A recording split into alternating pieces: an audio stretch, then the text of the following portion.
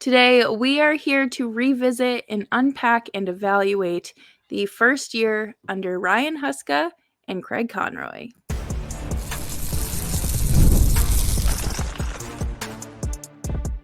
You're Locked On Flames, your daily podcast on the Calgary Flames. Part of the Locked On Podcast Network, your team every day. Hello, everybody, and welcome to today's episode of Locked On Flames. As always, I'm your host, Jess Belmosto, and thank you so much for tuning in today. Today, I am joined by the one and only James Johnson from the Win column. How you doing, JJ? Jess, thanks for having me back on, and well, it's always lovely to chat with you about this lovely team that we all love so much. I think I've said love like 4 times already because my heart is just so filled. We really do love and appreciate the Calgary Flames organization here at Locked On Flames. But before we dive into everything, today's episode is brought to you by Indeed. There is no I in team, but there is one in Indeed, and that's the hiring platform you need to build yours. Start hiring now with a $75 sponsored job credit to upgrade your job post at Indeed.com/lockedon. Terms and conditions apply. Need to hire? You need Indeed. So, like I said, we are going to kind of talk about the initial reactions, our gut feeling heading into things, a little bit of some hits and misses, and what might lie ahead of us here in this second year.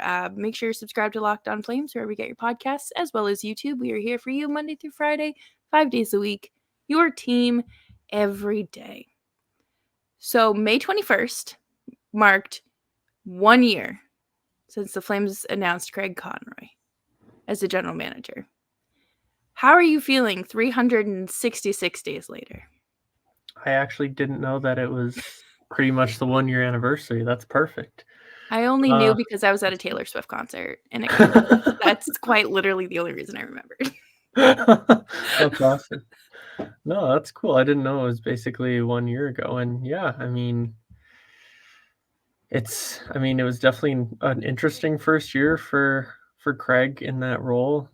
Definitely not the easiest of circumstances to kind of be thrust into or placed into, but obviously when you have worked in the same organization for, I think it was 9 years prior,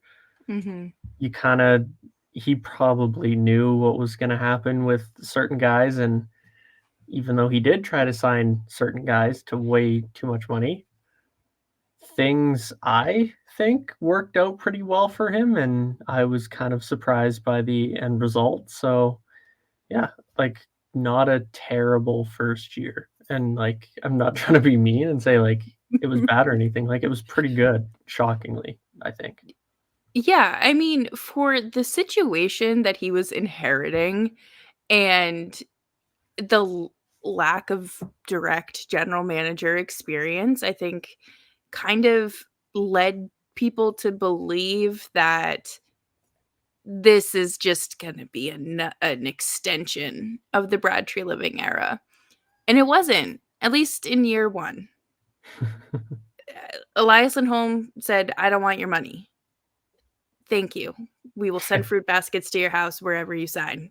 Just let us know," because that I could not imagine 8 years, $9 million.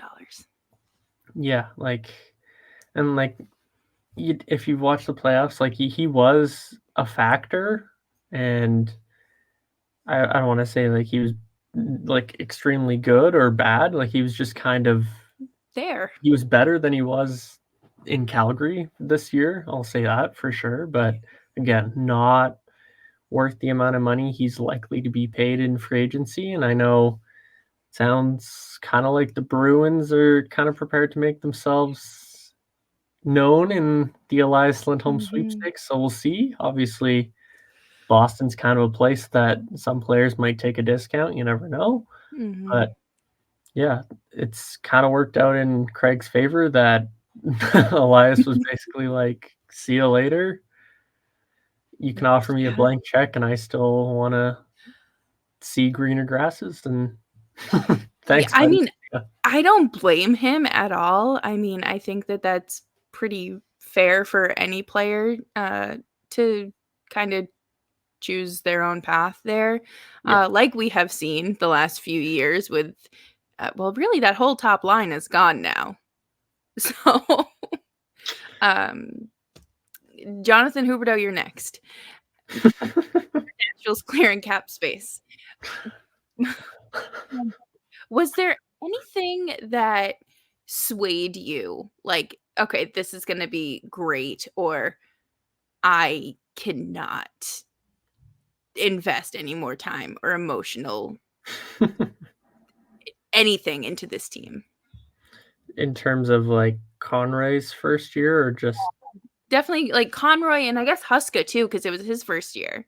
I would say kind of, I guess like the Hanifin trade would be kind of the one where I was like, if they keep him, he's still young enough that like it's not the end of the world, but really you shouldn't be signing anybody on this team. And like we heard at the start, right around training camp, that things were kind of close between the two, and then they went on their losing streak, which kind of looking back on it, thankfully they did, because Hanifin was like, no thanks, let's take a step back.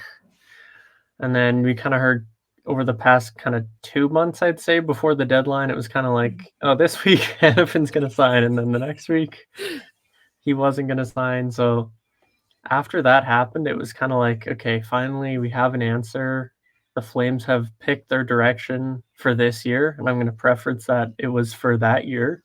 We'll see what they do going forward, but it was like, okay, they finally got rid of basically everybody they needed to, and that was nice. And they got a pretty decent return given the circumstances of Hanifin's camp basically holding the Flames hostage and saying, hey, I want to sign in A, B, and C, and we're trading you to C, basically, is how it went. So, yeah, that was kind of my, like, okay, this is finally working out. Everything that I've kind of been asking for since the start of the year was trade all the UFAs, and hey, they did that. So props to Craig for, I don't, if he had to go above and convince, I'm sure he had to convince some people above him to make those trades. So props to him for doing that for sure. Yes. And coming up next, we are going to continue addressing the UFA situation along with the trade deadline and any hits and misses along the way. And we will be right back after this. There is no I in team, but there is one in Indeed, and that's the hiring platform you need to build yours. When you're hiring, you need Indeed. Indeed is the hiring platform where you can attract, interview, and hire all in one place. We streamline hiring with powerful tools to find you matched candidates. With Instant Match, over 80% of employers get quality candidates whose resume on Indeed matches the job description the moment they sponsor a job, according to Indeed Data US. And starting now, start hiring now. Why wait? Start hiring now with a $75 sponsored job credit to upgrade your job post at indeed.com/lockedon. Offer good for a limited time. Claim your $75 credit now at indeed.com/lockedon. Indeed.com/lockedon. Terms and conditions apply. You need to hire? You need Indeed.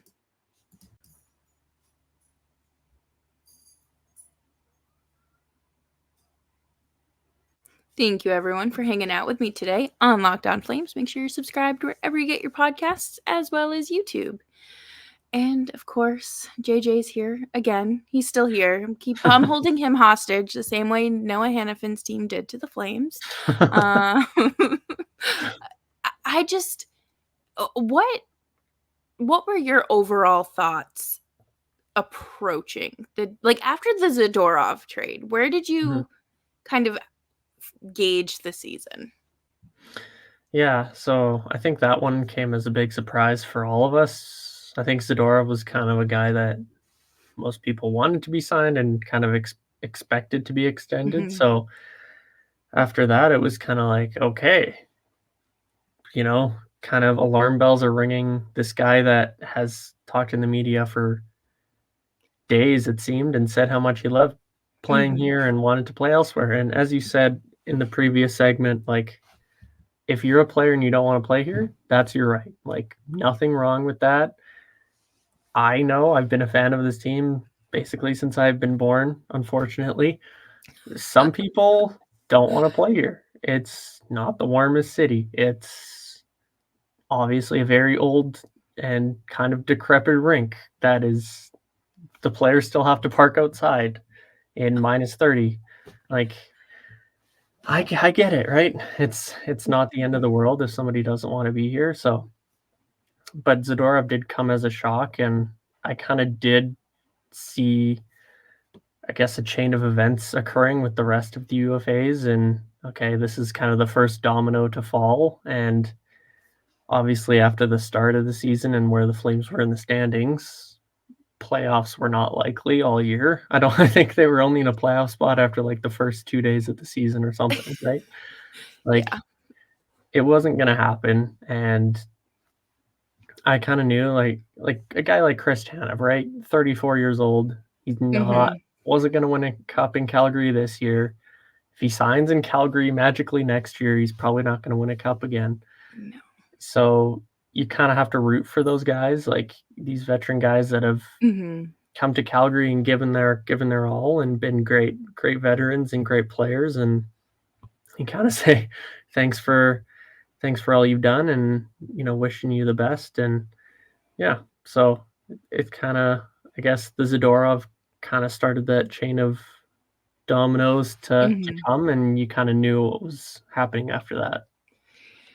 Yeah, and I feel like Chris Tanev, like, he is so easy to root for because he is just like a stand-up guy, and he plays like every game is his last game, and he's not afraid to clearly throw himself in front of any shot. And we have seen many stitches and bloody teeth, anything. And for him to still be hanging around in the Western Conference Finals, like I'm so happy for him. I think that that's great. And if he wants to come back to Calgary on a 1-year deal, for the sake of our mental health, watching the penalty kill, I think it'd be great. I talked about it on Tuesday's show, but yeah, no, that penalty kill cannot be as bad as it was post trade deadline for a whole year. Nope. That's gonna be bad. That's And, gonna be like, it just showed you how effective Tanev was at Mhm. basically holding the team together, right? Yeah. Like, I think they had a record of whatever it was at the It was end. like 13 and 2 or 2 and 13 rather. Yeah, like, I think it was like a 350 points percentage, which I looked at, it would have been, like, 3rd last in the league after they traded Tanev. Like, he's such That's a right. just a I got like, a lovable guy sounds weird, but, like, he's a guy that everybody loves. He's an analytics Mhm. darling.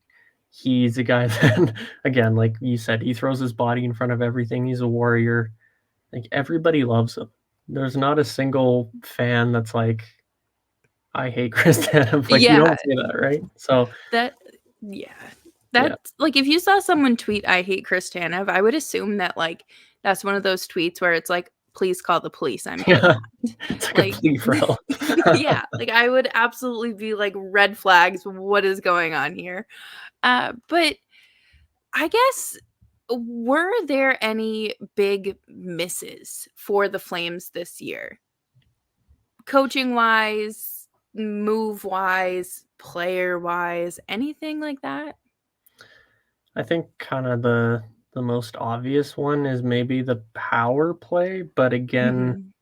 like, there's a rumor swirling around right now that Mark Savard might be heading to Toronto, and a lot of fans are like, "See you later," and that's fine, but I'm kind of the opinion that I think he's a good guy, and I think he's a great Mhm. coach, and it's kind of not really his fault that the power No. play was bad when you have I mean, you don't have a puck carrier, first off, on the power play at all, and it obviously did pick up at the end with Andrei Kuzmenko getting super hot, and he actually played behind the goal line, which we hadn't seen all year. It just No. opened up a new dynamic, and it was nice to see. So I think kind of the power play, and whether you want to blame that on coaching or personnel or just straight up dumb luck, but I think that's one thing that struggled, and I think another would be it's kind of hard to kind of be mad at the Flames for not trading more players when they traded 5 guys throughout the year, and most of those were huge names, but Yeah. obviously, I'm sure you've covered it, we've all covered it, but kind of the Yeah. Markstrom stuff near the deadline, and it was whether it was I know who it was, but let's just say it was above Conroy, and it What a got surprise. rejected, and it's unfortunate, but I'm sure and I'm hopeful that the Flames can get a deal this summer. I think Mhm. looking back at it, it is kind of a miss because now you have names like UC Saros and Linus Ullmark Mhm. kind of floating around, and if I was New Jersey or LA, I might look at Saros and Ullmark first just because they're younger. Mhm. So we'll see. Again, like it's not like a huge criticism because the Flames did have to trade a lot of big end names, but just because of all the rumors we heard, and it's Yeah. we'll say it how it is, the deal was basically done. Markstrom was going to be a New Jersey Devil while they were on that road trip, and it didn't end up happening. It's kind of unfortunate to look back at, but we'll see. Maybe they use him and trade for New Jersey's 10th overall pick. Who knows? Who knows? Yeah. I mean, that whole thing spiraled out of control, I feel like, so fast, and this was even after Markstrom and his agent kind of made it clear that, like, we don't need to be in, like, your 32 Thoughts headlines. We don't need to Mhm. be your intermission report conversations, like, please just, like, respect our our privacy and everything that's going on behind the scenes, and, um, the exact opposite happened, and I mean, we'll talk about it a little bit, before we wrap up the show too, but just, like, the way that I feel like he had Markstrom addressed the media post-trade deadline, I was like, "Uh, do you need a realtor? Like, do you wanna sell your house? Like, we can help find you a house in New Jersey now if you Yeah. want." Like, You that really was tough. you don't hear a lot of players actively call out people that make decisions about their livelihood, and I can't Yeah. remember exactly what he said, but I think it could have been handled better higher up or something Mhm. like that. So, Yeah. like, I don't like, I can't remember a Calgary occurrence ever something happening like that or even league wide. Like, I don't Yeah. recall somebody calling out higher ups in an organization, but that just goes to show when you have somebody with a no move clause that thinks they're security and has to have heard their name in rumors and basically thought they were going to be traded because Mhm. they were asked to move their no trade, Right. which Like, why else would you be asked? again, like that's as a player, that's your biggest security blanket. And when you're asked to waive that, that's like trust is gone Y at that point. Yeah. So, like, I mean, if Fitzgerald wants to get on the phone, if they wanna do some schmoozing before the draft, that would be great, or quite literally anyone else, that has attractive pieces to offer the Flames, that would be great. And coming up next, we're gonna wrap up the show with some summer wish lists and grading Huska and Conroy's first season with the Calgary Flames.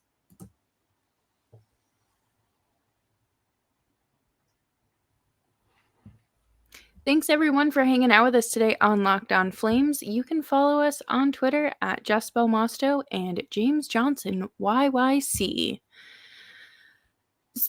So continuing with Markstrom, I guess. Do you think that they trade him and there's a strained relationship now? I would be very shocked if he wasn't moved. Like, if I were throwing betting odds or something out there, it'd be like minus 500 that he gets moved. Like, I would say like there's maybe like a 5%, 10% chance he stays, and that might just because no one else wants a 34-year-old goaltender making $6 million for a few more years. And I think there will be a market. We'll see. Obviously, there was a market at the deadline, but I think we heard at the end of the year press conferences, and Conroy said, like, we chatted and there's not a strained relationship or whatever. And Markstrom kind of said, like, that's behind closed doors. You guys don't need to know, and that's fair. But if I was just being an outsider and guessing, I would certainly say the relationship is pretty strained, right? When you have a no move clause and the trust in that, and again, when a team basically asks you to waive that, that's basically them saying, we don't really want you anymore. We don't view you as part of our plan. So from a player's perspective, I would be pretty pissed off for sure. Yeah. No, absolutely. And I think that it's fair for Markstrom to be like, please trade me. Do something, because I don't feel like I have this trust and security here anymore. And do you have an idea of what the return would have been? It's like, Because I've heard two names. Yeah, I think like Alex Holtz was the one that was mentioned the most, and then I think it was the 2025 first rounder because their 2024 was tied up in a condition. So obviously they couldn't have moved that. No, I don't know if it was both pieces or kind of like, hey, you can choose between these two, but it was definitely a deal that I think would have been worthwhile to Calgary either way, whether it be the first round pick or Alex Holtz, who's, I think he's 22 years old, obviously former top 10 draft pick, right shot, kind of a more of a kind of shoot first guy. Which would is have what they fit need. Calgary's plan. Yeah. Would have fit, but it's, and like for Markstrom too, like he's another guy similar to Chris Tanev, a veteran guy who behind the scenes I know is very competitive. He's a big leader in the Flames locker room. So for New Jersey, like a young team, perfect fit. Perfect fit to add Markstrom. And yeah, I think I don't want to say like the exact specifics because I'm not sure. And I don't actually think the deal was like finalized. I think the Flames knew from the Devils' end, like, we're going to be offering you this. And if everything goes well and everything works out, this is what you're going to get. This is the price range we're willing to go in. I think they knew that. And again, I think it was kind of your choice of Alex Holtz and a first round pick, or maybe it was both and it was part of a bigger deal. I'm not sure. But yeah, we'll see if it comes to fruition this year at the draft. I'm not sure. Yeah. Last year, we were kind of thinking they would trade Dan Vladar at the draft. This year, it's the other goalie. So, I mean, really, who knows what's going to happen? I think there were so many question marks surrounding this last season. And just for 95% of them to be answered, I think that's pretty good. Free agency is something that I have seen, obviously people are starting to talk about now, as the summer begins, basically. The Flames didn't really make it sound like they wouldn't. Like, they're just gonna throw money at at UFAs, it sounds like. Are there like, what are your hopes and expectations, I guess? Yeah, I think, like, last summer, Conroy was kind of handicapped in the way that I don't remember the exact number, but he had, like, 0 cap space because everybody Mhm. was already signed. So this year, I think, is kind of the real true test for him and the rest of the organization, and you now have $23 million, I think, right now off the books, and you've rushed retools or rebuilds before. Please don't do it again. I know Conroy did kind of mention that he would be careful with term, which is all you can really ask for and be hopeful for, that he won't commit 7-year deals to veteran forwards for this team. But No. we've heard names like Anthony Duclair has been thrown around just because he played with Jonathan Huberdeau, Jake Mhm. DeBrusk because he's from From Edmonton, Edmonton. and it kind of does make sense. I've heard a lot of kind of it'll be Edmonton or Calgary for him, so we'll see. But again, this team last year kind of opened up spots for rookies and kind of took this new direction. And I think they should continue that and continue trading guys, not adding Yep. more. Like, I wrote an article sometime in March or April, and I said, like, there's a winger jam, log jam already. You need to move guys like, whether it's Andrew Mangiapane, Andrei Kuzmenko, Yegor Sharangovich, which I know he's kind of become a little bit of a fan favorite, but I would move him personally. Everyone's gotta go. Yeah, like, This is you're just kind of starting this again. Like, I want to call it a rebuild because that's what I want. I know that the Flames organization wants a retool and they want to be Mhm. back in 2 or 3 years. So, but you kind of just began the process, and let's not rush things and give, Yeah. like, obviously guys like Steven Stamkos aren't coming here, for example, but again, like, you're not going to give Jake DeBrusk a 7-year deal at $6 million, hopefully. Like, I that would I will be fly to Calgary and be that knocking on some doors. that would be when the red flags kind of start to go up. And but again, if you kind of sign guys to 1 or 2-year deals and with the Mhm. kind of plan to pump up their value and trade them, similar to taking on Kuzmenko, thumbs up. Let's see it. Let's have some fun. It's kind of the term and where I'd be concerned for sure. Yeah, and I mean, money-wise, I feel like I it's kind of like not whatever, but it's more the term is definitely more of a concern because you have fans believing things are going one way, but if you're signing these 26, 27-year-old veterans to, 6, 7-year deals, like what message are you sending? And I feel like it's just a giant step backwards. 3 to 4 year deals for some of these guys would probably be great. Just I don't just bring them here, do a little reclamation project, and send them to their new homes. Yeah,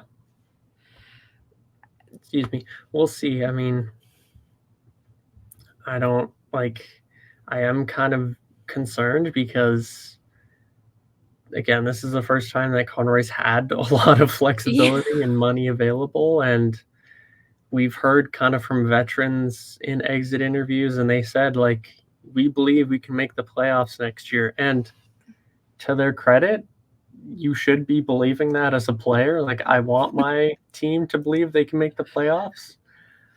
From my perspective, right now, I don't see it as a playoff team, but No. I'm not going to knock their belief if they want to believe they can make the playoffs. So I am kind of concerned that kind of the veteran guys that are signed long term will kind of be pushing Conroy to say, like, help us out here a little bit. And Conroy's, hopefully he won't cave into the pressure, and then you kind of have the dynamic of relationships where you don't want to strain the veterans, but you don't want to. It's a tough job for sure. Yes, and credit to anyone who has that job, especially with an organization that's in a transitional phase like the Flames. I do not wish that on my worst enemy. And plus, like, Craig Conroy seems like someone who, I don't want to call him a people pleaser because that isn't the right term, but just the way that he was talking to the media, like, he just laid his cards out on the table. I believe it was on the Jeff Merrick show. And, like, maybe don't do that.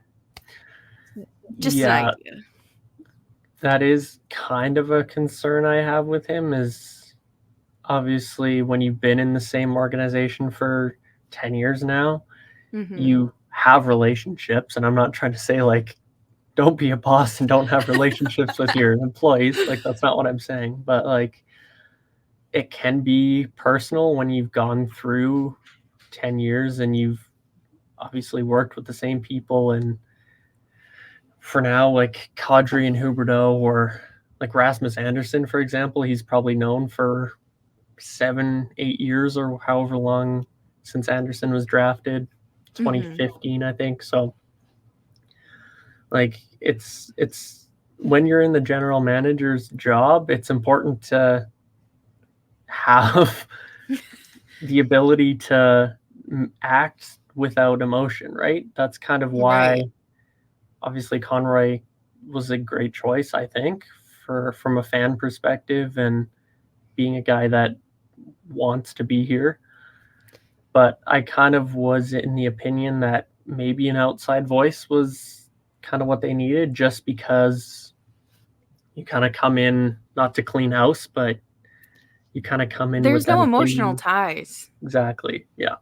So again, we'll see if Conroy is a guy that kind of caves into that pressure or is pressured by players. We kind of hope not, but we'll see. Yes. We'll see. Real quick before we wrap up the show, but what would you give Conroy as an overall grade for year one? Yeah, I'd say like a B plus. I think obviously if you would have told me he traded all those UFAs, I would have not believed you. No. And the reason I don't give him a higher letter grade is just because, like, if he had his way, Noah Hanifin and Elias Lindholm and Chris Tanev would still be here. So, and again, like, it might not just be Conroy. I know it's pressure above Conroy, but yeah, so I'd give him a B plus grade for the year. That is a pretty fair assessment, and I think a well-deserved grade after the hard work that he has had to put in and the tough decisions he's made and will have to continue to make down the line. But that does it for us today on Locked On Flames. Make sure you're subscribed wherever you get your podcasts. JJ, where can people find you and your work? Yeah, so you can find me on Twitter and X, whatever they're calling it, and Instagram at James Johnson YYC. And I write a few things here and there on the Flames and elsewhere at the Win Column, which is at Win Column CGY on X, and just thewincolumn.ca on our website. Wonderful. Well, thank you so much for joining me today, and I'm sure we will touch base throughout the off season because we have a long 5 months without Calgary Flames hockey. But thank you everyone for hanging out, and I'll see you tomorrow.